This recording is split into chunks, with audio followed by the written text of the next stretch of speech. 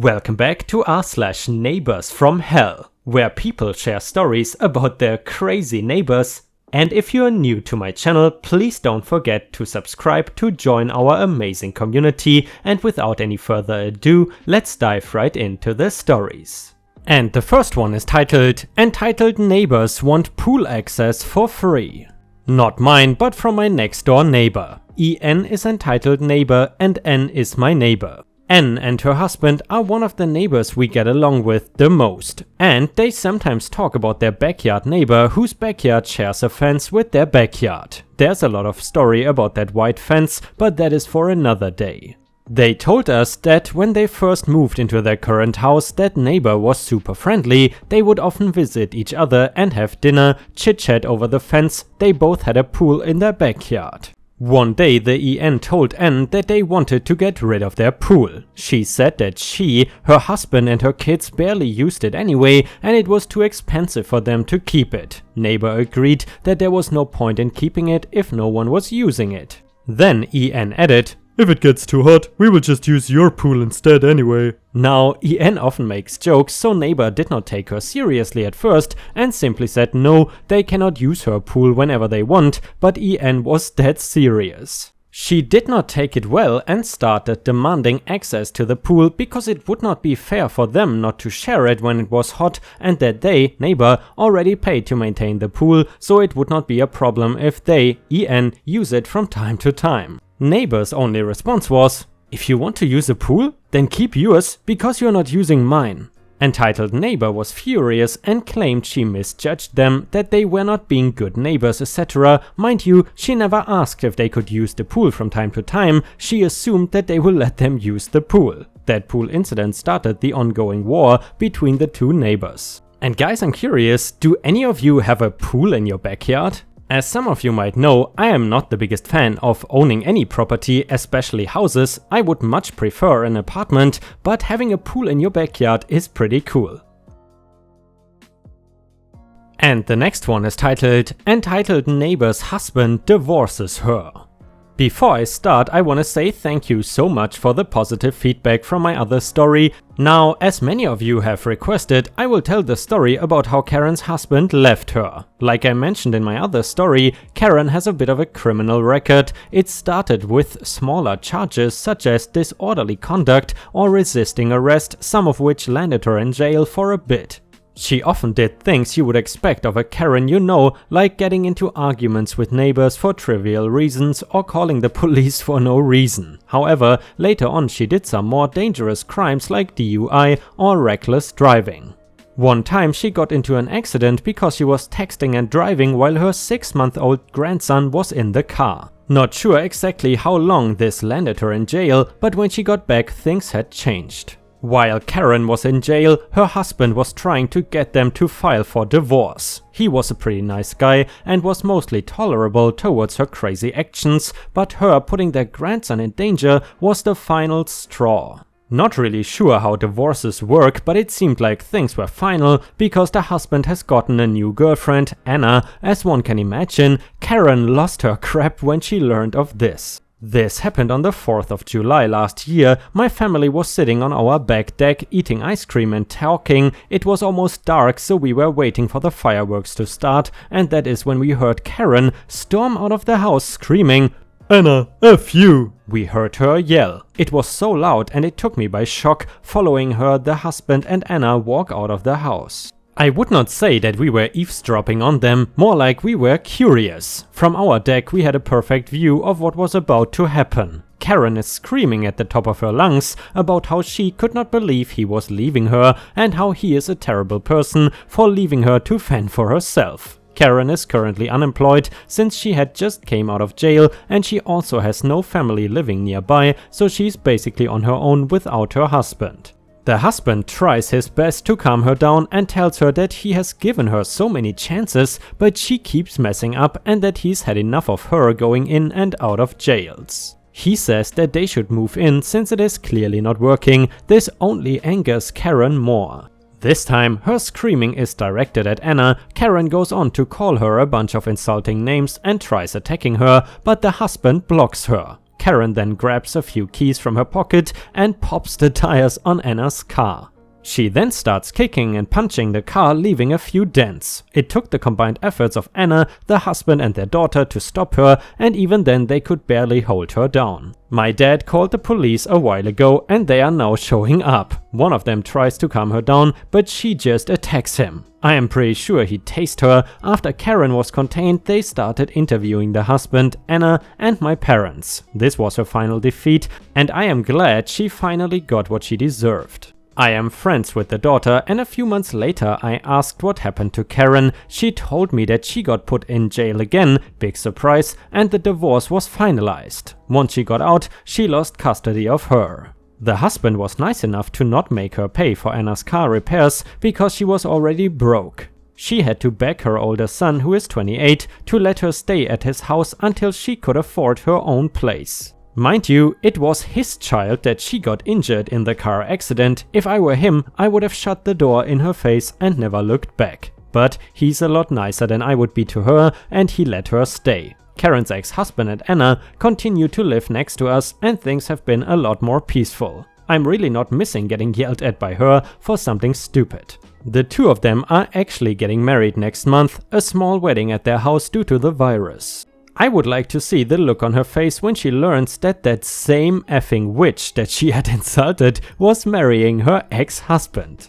By the way guys, speaking about dents in cars, a few weeks ago my girlfriend's parents gave her their old car because she's still a beginner driver and does not need a new one.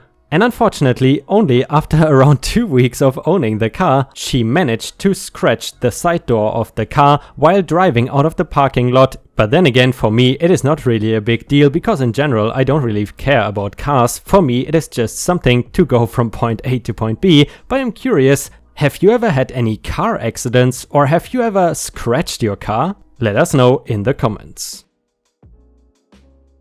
And the next one, which is an XXL story, is titled, "Sorry, that is not my driveway, you've been very clear."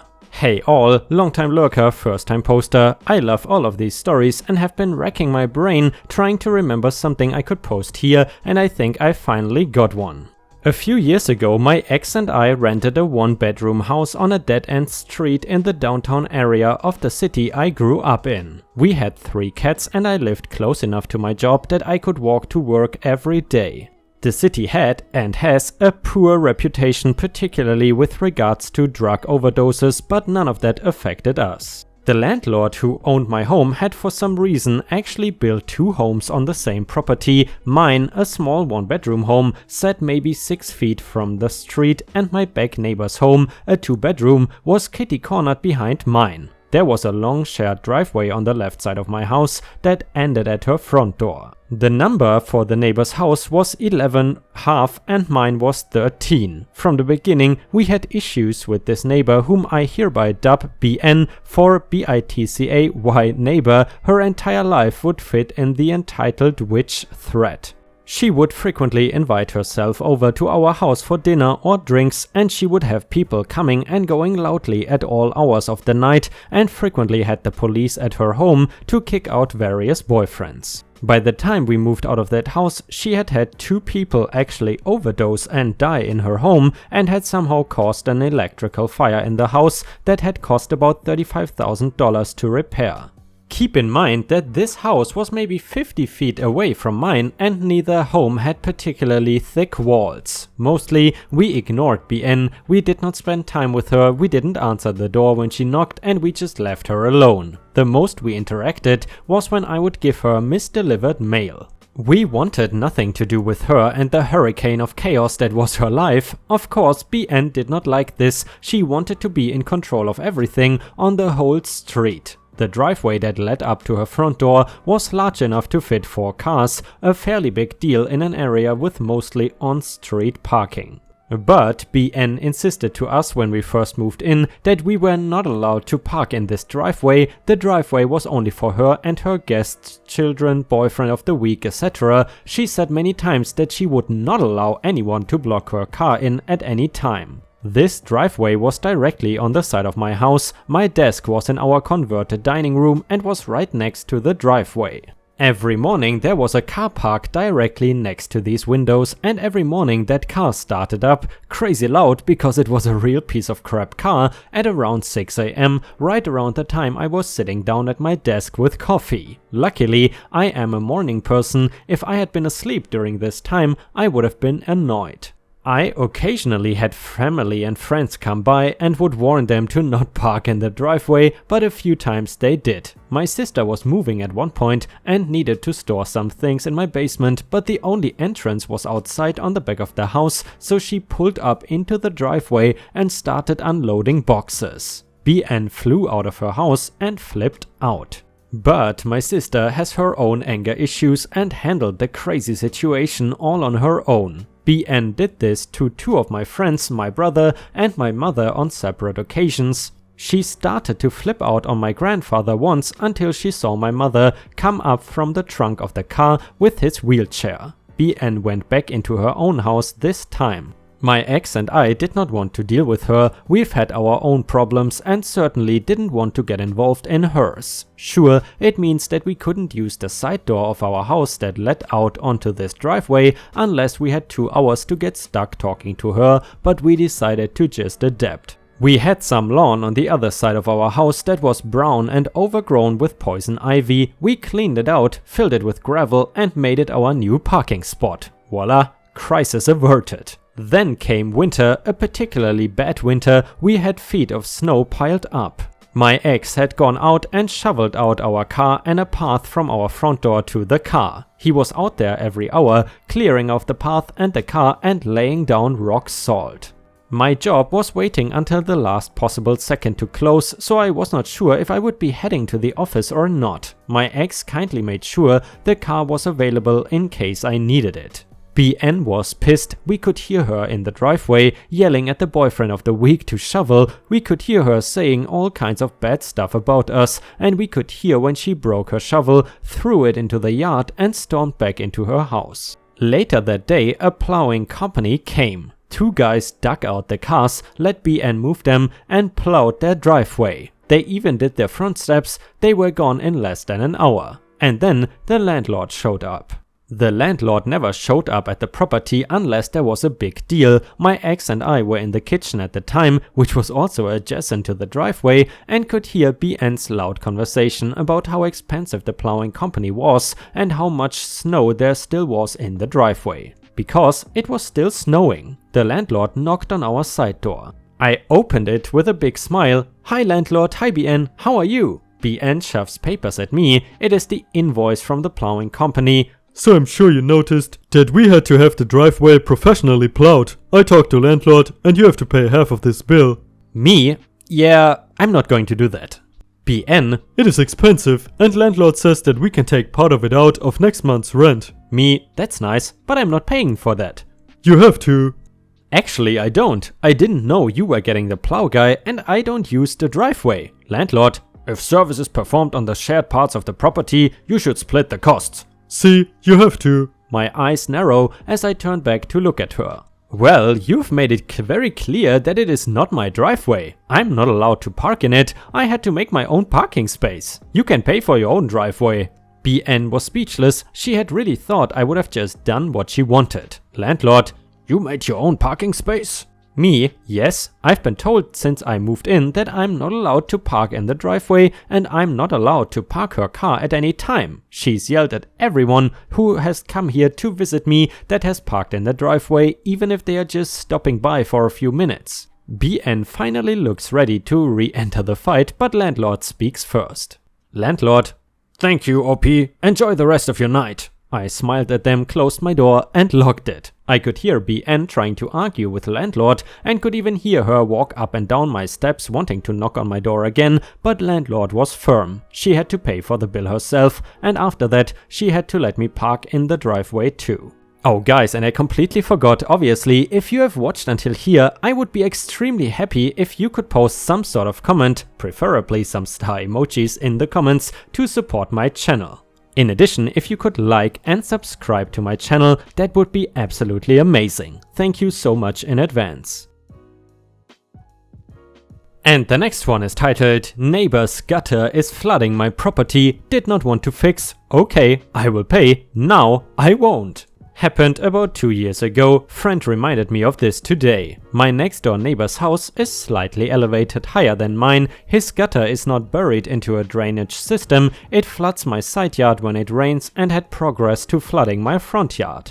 I have had nice conversations in the past, but he is totally racist when referring to the people who live across the street who are wonderful, nice people. I approached him about a year ago prior and asked him if we could jointly work on drainage issues. He dismissed me immediately and said, I don't have any effing money to spend. I said okay, no problem, and let it go for 6 months. I approached him again one day when he was outside and said I would like to fix it and I will get 3 estimates on the work and I will pay for it since I am such a nice guy and I had just gotten a bonus at work and I am tired of walking through a mud pit. He did not say anything and I told him I would get back to him with a plan and need him to sign off for HOA approval. I am getting estimates around $2,500 to bury his downspouts and tie in drains in the ground and run to a pop-off valves in the back of the house. All 3 estimates wanted to do virtually the same work at around the same cost. So I contact the HOA and put in a request to fix. They then go to him for approval and he says I will not allow him to do the work on my house, and now I am thinking, your water runoff is flooding my yard and you don't want to approve and allow me to pay? The HOA comes back and said we talked to him and he does not allow you to fix the issue. 90% of the water is coming from his downspout, so here comes the compliance part. I ended up putting in a walkway with shrubs on the side of the house, but that does not fix the flooding issue, only helps that I don't have to walk in it. I then filed multiple complaints against my neighbor with the HOA for the damage caused. They sent complaint letters to him telling him if he does not fix the problem, he would be fined. He had to hire his own company and fix his own drains the exact way that I was going to do them. Then he asked me if I was going to pay, and I smiled and told him to go F off. So, neighbor's downspout on house causes my yard to flood. I offered to fix it and pay for it, $2,500. He stupidly said no. He ended up having to pay for the work himself, and the money I would have spent on paying for it went into putting in a walkway and a bunch of other things in my garden. Cheers. And guys, that's what I would call textbook malicious compliance. By the way, I'm curious, how do you guys feel about malicious compliance stories? Do you find them interesting? Let me know in the comments. And the next one is titled, You don't care if we get robbed? Fine. Quick info, I live in a small gated community, about 30 to 40 houses. However, unlike most gated communities, the sidewalk leading into the community from the outside is not gated, meaning literally anyone can come in. There's no sentry at the post next to the gate, as it is an automatic gate. You get in with either a code or a sensor, and the cameras on the sentry post are purely for show and don't work. My dad has a really bad habit of leaving the doors unlocked. All of them, the front door and the 2 back sliding doors, one in the living room and one in the master bedroom. He does this because he primarily works from home, important detail later, and likes to go in the backyard to smoke, so locking the doors all the time is, quote, tedious for him. He leaves the house every now and again to replenish his cigarette supply or to get lunch, and he always leaves the doors unlocked. This triggered my anxiety, as around the time we moved in there, we had been a robbery at one of our neighbors because they left the back door open for their dog and left the house real quick to pick up a child from school. They had been gone for 10 minutes, and when they returned, the mom's jewelry box and expensive watch had been stolen. So obviously, I wanted the doors to be locked, especially when no one was home even for a moment. When I am home with someone else there, I feel a little more at ease, but at night I always triple check to make sure the doors are locked because he does not lock them then either, so I also have to sneak into the master bedroom when my parents are asleep just to make sure their stupid sliding door is locked. One day I had gone out with a friend for the entire day, and I had reminded my parents that I would likely be back pretty late. We left my house around 11 AM and he dropped me off at 9 PM. When I got out of his car, I realized my mom's car was there, but not my dad's. They only take my dad's car when they are going out for a while. I got a bit nervous but trusted that my mom would have at least checked to make sure the doors were locked before they left, but nope. I get to the front door and looked in the small crevice of the wall and the door to see if the lock was in the wall. It wasn't, so I go inside and guess what? Neither of the back doors were locked as well. I got mad, and I mean mad. I texted my mom immediately, asking how long they had been out and how long they were planning on staying out. She texts back the times and steam started blowing out of my ears. They had been gone since 2 p.m. and were likely not going to come back until near midnight. The house could have been completely stripped of literally all of our belongings in that amount of time. I call her and start shouting that I had just gotten home and all the effing doors were unlocked. She panics in response and asks if anything is out of place. After a quick run through the house, I deduce that nothing seemed to have been taken, so no one must have noticed. She sighs in relief and says that she asked my dad to lock all the doors before they left and she would talk with him about it now. When they get back, my dad is angry at me. He starts yelling at me saying, "This is my house, I do what I want." Yada yada yada. When I protest that we could have been robbed, he decides to show off just how big his ego is and says, "Honey, look at me. No one would dare to rob the house when I'm living in it. Everyone here is scared of me." I stood there staring at him, my jaw dropped, and it was at that moment that I wondered how my mom fell for this moron. He puts on the "Ha, I've won" smirk and then says, "Nobody's brave enough to rob this house. Relax." Fine, I will relax. For the next couple of weeks, I make sure to go out of the house as much as possible, usually to my previously mentioned friend's place, and I would always take all my valuables with me, being my laptop, my 3DS and all its games, my Nintendo Switch and some of my own expensive jewelry. The reason for this is because my parents like going out together when I am not home because they feel they'd be obligated to bring me with them. I had told my friend about what was going on, so they suggested leaving my valuables at his house so I don't have to bring them with me everywhere I go, to which I happily obliged. And then it finally happened. As I mentioned before, my dad works from home. His office, it's just a large desk with 2 laptops and 2 monitors, was in the living room near the sliding door. His work was primarily done on a laptop that costed well over $900. He had tweaked and added some things to it to make it even better than it was previously.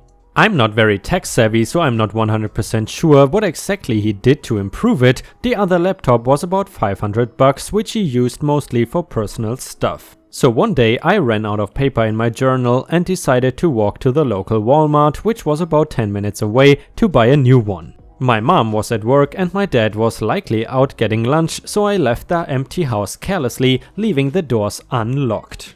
I took my sweet ass time walking to that Walmart, the usual 20 to 30 minute walk to and from there, taking about an hour and 15. When I got to the final crosswalk to go across the street to my community, my phone rang and it was Dad. He's in a panic saying he could not find his laptops. They were not on his desk or in his bags or anywhere else he could have left them. He asks me if I had seen them. I tell him, "I saw them on your desk before I left. Are you sure they are not there?" After a long pause, he asks me where I am and I told him I was walking back from Walmart. He didn't know I had taken the scenic route back home, so he thought that in the span of 20 or so minutes, someone had come into the house and unplugged both his laptops from the monitors, taking them, the chargers and his spare cash in one of the drawers. When I got home, he had gone to our neighbors' houses asking if they had seen anyone go into the house. All but one said no. That one told him that they had seen a man enter the house through the sliding door to the living room and leave, but she thought it was my dad since she had seen him frequently leaving the house through the back doors when he goes out, especially during the past few weeks. My dad looked like half of his soul had been sucked out of his body by Satan himself when he found this out and came back, and it was lots of fun watching him explain to my mom why his laptop, spare cash and my mom's iPad were missing. Some calls to the police were made. The neighbor described what the man was wearing to the police, and after the police questioned some other neighbors, one that lived close to the gate had said they clearly saw a man with the clothes described walking out of the community with a large bag. After about 2 weeks of searching, the police found the man and he was arrested. The laptops and my mom's iPad were returned, but my dad's personal laptop had been factory reset, the iPad's screen was cracked and the money was gone. The door always stayed locked after that. And guys, I'm curious, how is that for you? Do you also have the habit of not locking your doors? Honestly, in my opinion, that would be pretty stupid if you ask me, but then again, I think a few years ago, or maybe it was already a decade ago, I once read that in countries like Sweden or Norway, sometimes people don't lock their doors because virtually there's almost no crime happening whatsoever, at least in the countryside. But then again, I guess nowadays that has probably changed. Give me your laptop, since you have two. So I work in IT, web development stuff, so I know my way around a PC and my neighbors know this. And a week ago or so, one of them comes to my door and says that they bought a laptop but was not starting up. I told her that I don't really know laptop hardware and only open up PCs, so I can look if something is wrong with the software, so I can probably fix it, but if it is hardware, then she would need to go to a shop. I invite the choosing beggar to enter because I want to get it over with instantly and not have to go drop the laptop off at her house. I turn it on, nothing, not even a light, nothing works. The charging light is on, but the laptop is dead. I told her she would have to go to a shop because this is not a software issue. She mumbles but leaves without saying thanks. Which I did not really care, really, I just wanted my peace and quiet. Then yesterday she rings the door, I open and there she is with the laptop in hand. I will paraphrase the conversation, choosing beggar her, M for me. Choosing beggar, I just got back from the store. They said the motherboard is dead. Me, sorry to hear that, it's a shame, can't you get a ref? CB cuts me off. No, I wanted to ask you about your laptops. Okay, what about mine? Well, can you give me one of them? I need it for my kids and they don't have anything to play on. No, I cannot give you a laptop because that is my work laptop. Bought and paid from the company I work at. It's not mine. Oh, come on. Just tell them you lost it or someone stole it. I would get fired if that happened. Really would. Sensitive information on laptop. Well, the other one? That's my wife's laptop. Give me that one. It's perfect for me. At this point I was fuming, but this person is a close neighbor and friend to my mom. I cannot give you my wife's laptop. She bought it. It's hers. Go return the laptop from where you bought it. They will not refund me. They say it's my fault for not checking it before buying. Mind you, she bought it second hand. Well, yes, it is your fault. I have to go, but good luck with that. Slammed the door while she started to talk again. But I really did not have time to deal with her crazy today. These people, how entitled are they to think I can just give away or lie to my job? Have you guys ever met a choosing beggar? Let us know in the comments. My neighbor blamed my dog for car damage after I refused to let her use my Wi-Fi. Okay, so a bit of backstory. My sister and I used to live in this little fourplex in a busy area on the bottom. It was a pretty nice place, the neighbors minded their own business and it was great. Until they moved in. So this family, a couple, 2 kids and her mother, moved into the apartment diagonally from us.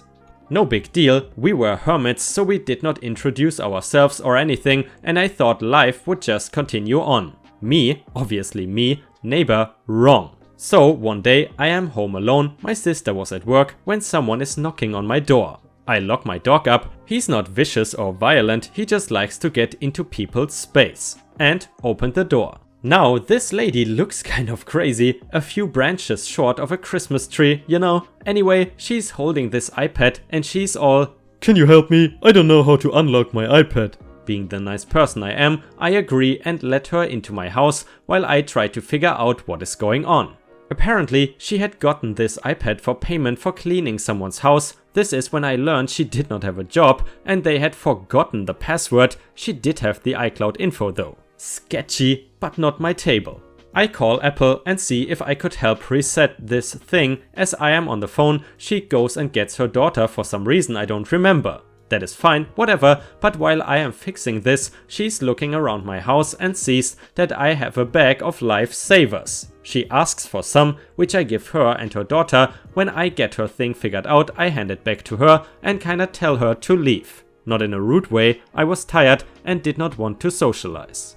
As she is leaving, she comments on how good my house smells and asks if there's any chance I had some extra perfume I did not need. Looking back now, I should not have, but I have her a couple bottles of old cheap perfume and showed her the door. She did grab a huge handful of candy for my son before she left, but whatever. That is just the beginning, so she at some point exchanged numbers with me for some reason, and a few weeks later she texts me asking if she could use my Wi-Fi. I had already agreed when she was at my house before, as long as she paid towards it. But as soon as I agreed, I knew that I should not have. My Wi-Fi was crap even with just me and my sister, so I gave her the wrong password. I know it was petty, but I did not know how else to tell her then. So weeks passed and she would just continue to ask for the password. I would tell her I changed it and that I would call the company, but I knew that was not the end. One day after I told her that I was going to try again, we had this conversation. I fixed as much grammar as I could. Neighbor. I was going to ask you, do you have any lip gloss from that nice place or anything like that? Me? I don't wear makeup. Neighbor. Okay, can you do me a huge favor? Can I come down and pick a few clothes? I will wash them myself. I need them. Please, my kids are waiting to go down and I will pay you for them. I just need a few things to wear out of town. So let it be known, this lady is a skinny girl and I am not. I'm kinda heavy, but I knew that she would not fit into anything of mine. I did have a new roommate who was smaller, who neighbor had constantly commented on how cute and expensive her clothes were, but I would not cross a boundary like letting her take my roommate's things. Me, I cannot. You won't fit in anything of mine and I cannot let you take things from my roommate's closet.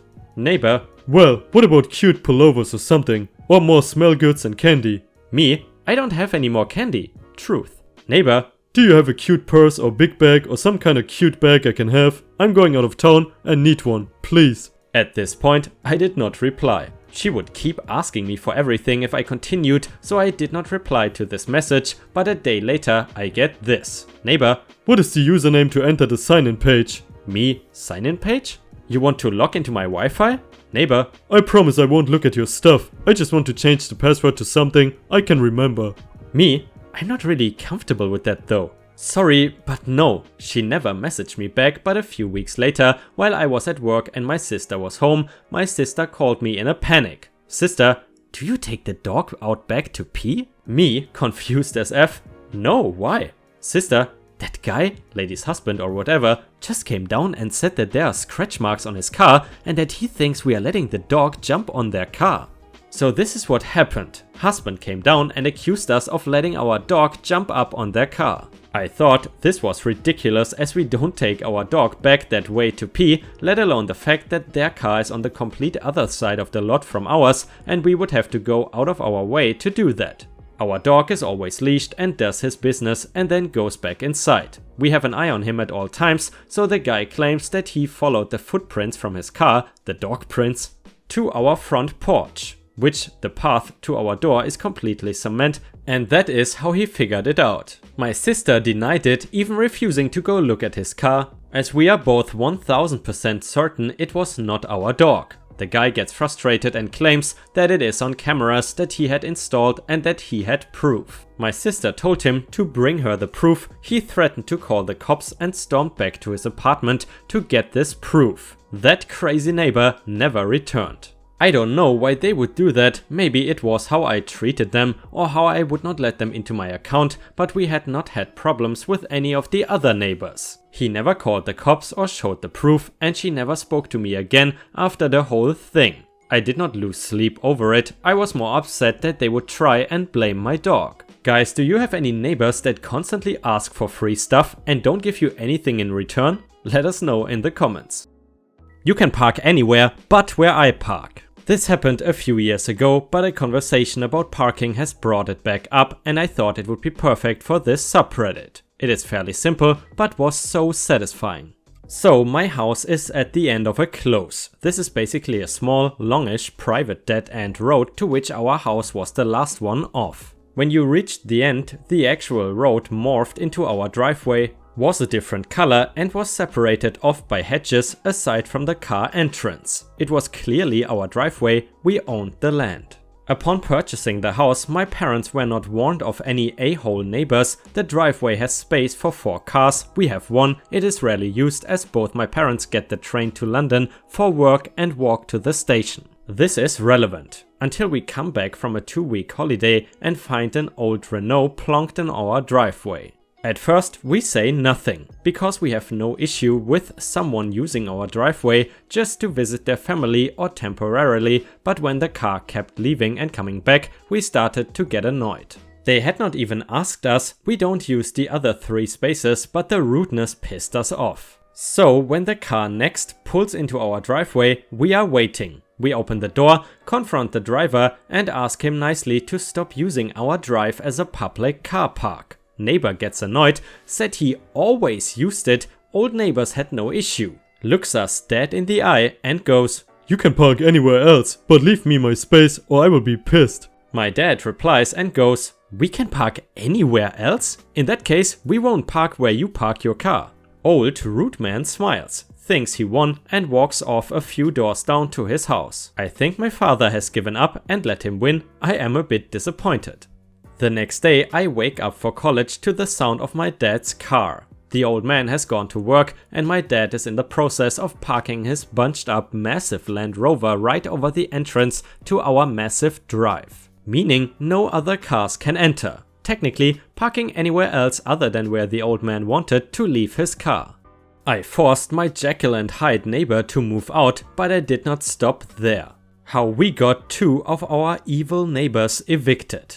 We, wife and I, live in a townhouse complex. For anyone outside of my country, it is like a row of houses in a gated community. Our complex has 3 rows with 6 houses and 1 row with 5. Need room for that community pool. The 2 evil neighbors in question lived across from us, the one right across from us, Unit 10, and the one to their right, Unit 11. Not real numbers for obvious reasons. What you need to know is the driveway separating each of the rows. It is wide enough to fit 2 cars okayish. If both cars traveling slowly, they can pass each other with ease. When they first moved in, we got along okay with them. I even played games with their kids, 3 each per unit, when walking past to my house from the car park. I thought they were good families, as when the kids did something like kick balls at our walls and not stop, I would tell the parents and the kids got punished. I explained this cause in just one day they went from a nice family to assaulting my wife. We came home from an event, I think the movies, one night. Another neighbor of ours made it to the driveway before us, so he was first. The people in number 10, whom I will now refer to as Psycho Woman and A-hole Husband, had their family van parked out front of their house across from my house. Kids were getting in and out of the van, while Psycho Woman was keeping an eye on things. Our other neighbor, who lives on our side of the complex right next to us, moved his car slowly past Psycho Woman and the van first. We will call him Nice Neighbor for now. When Nice Neighbor slowly moved past the van, there was no problem at all. My wife was right behind Nice Neighbor and did the exact same thing, slowly moved her car past in full view of Psycho Woman. The strange thing is that nothing happened. My wife made it past without even a glare. I got out and opened the garage door for her to park the car. We reversed the car into our garage and I was about to shut the rolling door when Psycho Woman comes screaming over and yelling, accusing us of trying to run over her kids. She barged into our garage right past me and banged on the driver's side window to the point my wife had to roll the window down or Psycho Woman would have broken it. She started pointing a finger and yelling about how dare my wife try and run over her kids.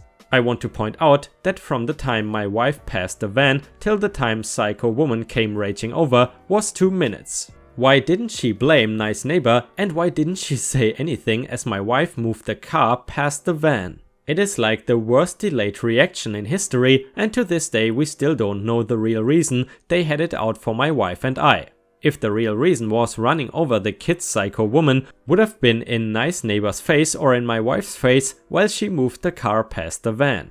My wife felt cornered and scared and I was about to drag Psycho Woman out of our garage when A-hole Husband came storming over and threatened me to not touch his wife. So I had to leave my wife cornered and defenseless as to hold off A-hole Husband in the driveway. After a few minutes of screaming at my wife, Psycho Woman went too far. She slapped my wife hard across the face and her sharp nails left multiple scratch marks and bleeding.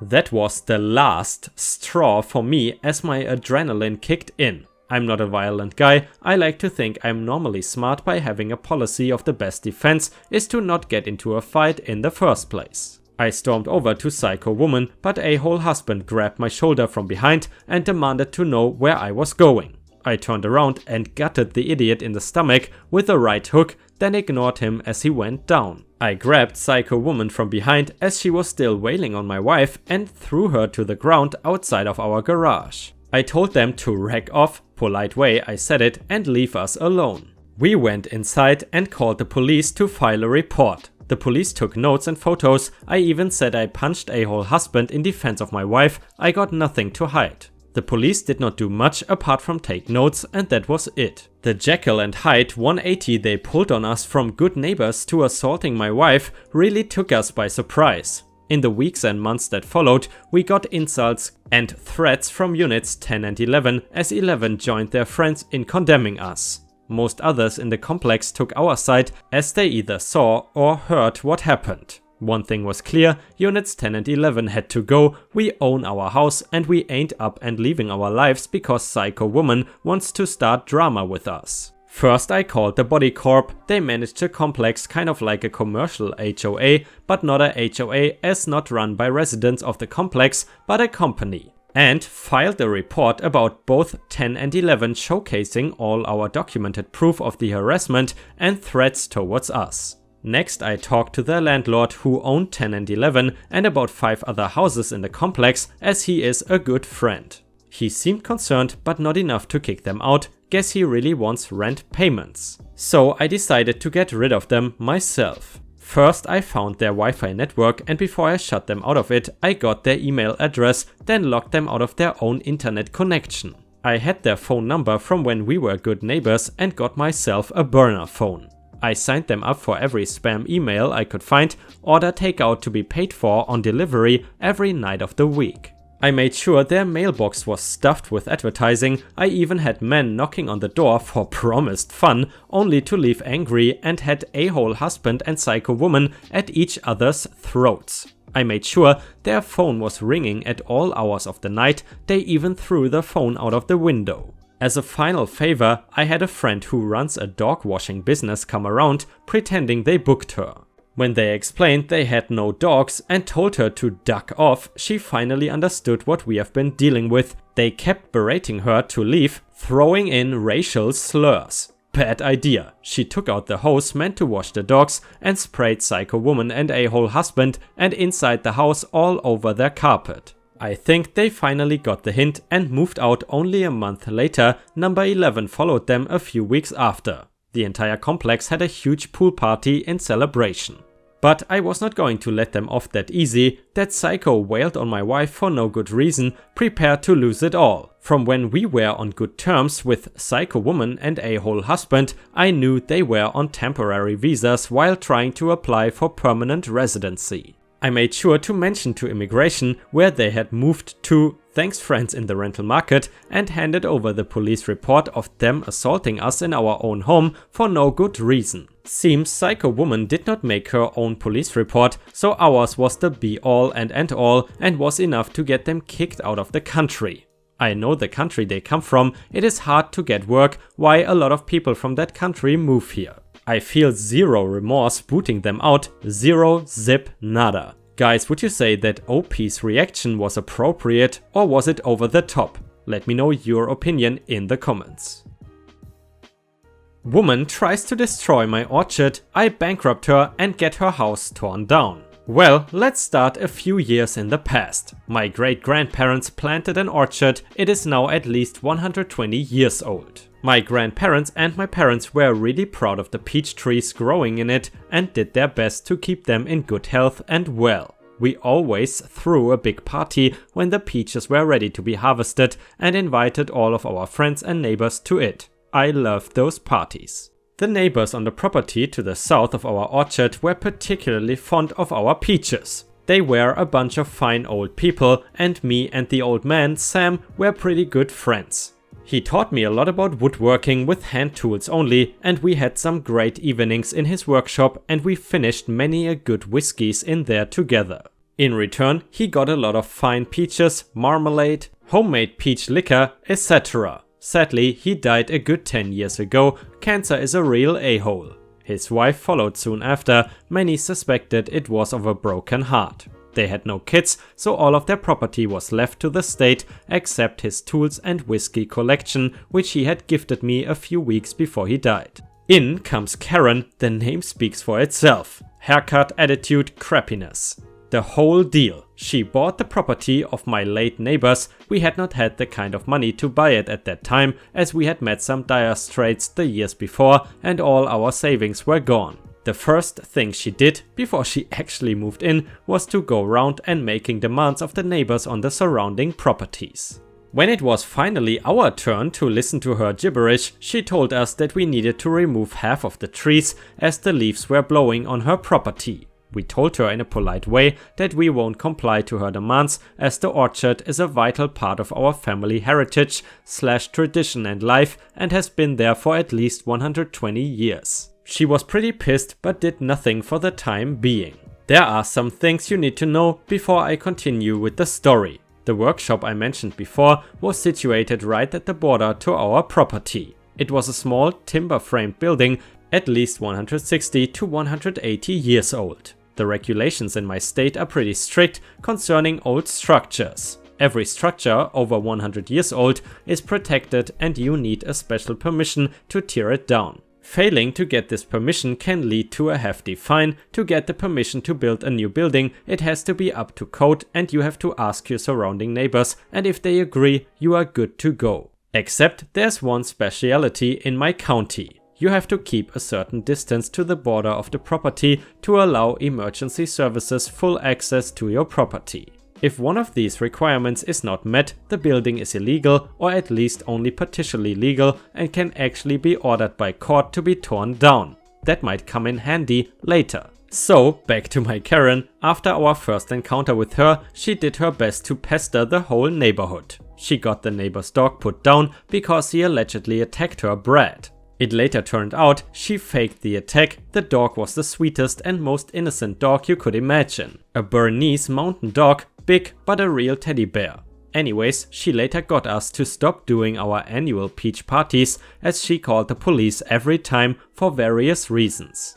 Noise complaints, we had a band playing there in the afternoon. Arson, we lit the fire in a designated fire pit in the middle of our property. She called the ATF on us, allegedly making moonshine. My dad had a license to distill for our own consumption. In short, she was a real pain in the bum, and after 3 years we decided it was not worth it to deal with various officers and law enforcement agencies every time we threw the party, and we decided to quit. After she had reached this goal, she resorted to pestering us to remove the orchard. We did not cave in, and some things started to get really fishy. Somehow, the tires of our trucks got slashed, eggs got thrown on our farmhouse, our cat disappeared and surfaced a few days later in pretty rough condition. It looked like somebody had tried to cut his tail off. Don't worry, he healed up completely, but we actually couldn't prove that she did all that. Then came the day she made her biggest mistake. She had a company come in a sort of secret operation and tear down the old woodworking workshop overnight. 2 days later, they started building a big garage / recreational center / house right where the shop was, but she missed one fine detail which got pretty important later on. She did not ask for our permission, nor for the neighbors. A short while after, the trees right next to her property started to get sick. The leaves turned brown in the middle of summer and the branches started to die. We lost 4 trees before we figured out the cause. Somebody had driven long copper nails into them. We had a suspicion, but we could not prove it. So we put up some trail cameras, perfectly legal as it was on our own property. We caught her red-handed. My dad confronted her, she apologized, and my dad, being the way too nice guy he is, wanted to let her get off the hook. But not me. The nail she drove into our oldest tree was the final nail to her coffin. I started to investigate. I had some friends at the administration of our county and asked them to do some inquiries. Turned out she has not applied for permission to tear down the old shop, nor for permission to build a new building. I further did some inquiries on the borderline of our property. Turned out, the old markers vanished over time and her building was about 3 feet on our property. After I had gathered all this information, I presented it to my parents. At first, they were reluctant as they did not want to start a neighborhood clash. But after I recalled all the things she did to us and our neighbors, they were in. So let the games begin. First we called the authorities on her for tearing down a protected building and presented them with all the evidence we gathered. Then we called the building authorities on her for building a building without permission, not up to code, and not only didn't she keep the required distance to the property border, she also built on our property without our permission. Long story short, turned out the workshop has not only been protected because of its age, but also because it was a historical landmark which played a vital role in a conflict back in the 1860s. She got sued for this and had to pay a fine of an equivalent of about $150,000. She further had to demolish her newly built building, costing an additional $50,000, got fined for this too, about $83,000, and had to rebuild the workshop on her own expense, which was another whopping $154,000 as it had to be period correct up to the smallest detail. Means it had to be built with the correct materials, with hand tools only, and to the correct dimensions. As you can imagine, paying professionals to build quite a large timber framed building only by hand gets pretty expensive pretty fast. So all in all, it cost her an equivalent of $437,000 plus further expenses as lawyers, etc. This caused her to go bankrupt, so she had to sell the property in the end, which my parents bought, by the way. Last I heard of her was that she moved back to the big city. And guys, unfortunately we have already reached the end of the video. I hope you enjoyed today's stories, and if you haven't already, please also go to patreon.com/ripeyoutube, where I upload exclusive Reddit videos starting at just $3 a month. This is a great way to support me in case you are interested, and the chance for me to become independent from YouTube revenue. Thank you so much for watching, please don't forget to subscribe and like the video, and I hope to see you again tomorrow.